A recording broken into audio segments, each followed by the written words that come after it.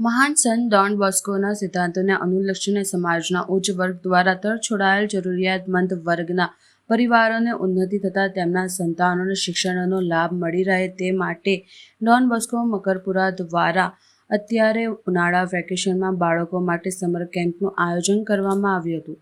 21/4/2025થી કરવામાં આવેલ આ કેમ્પમાં બાળકોને જ્ઞાન સામે ગમ્મત મળી રહે તે હેતુથી વિવિધ કાર્યક્રમો તથા પ્રવાસનું આયોજન કરેલ હતું।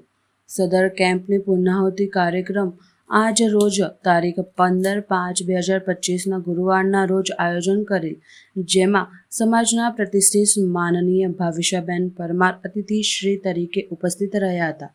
દોસ્તીના બાળકોએ ઢોલ વગાડી પુષ્પવર્ષા કરી અતિથિશ્રી તથા પૂજ્ય ફાધર આઇઝેકનું સ્વાગત કર્યું।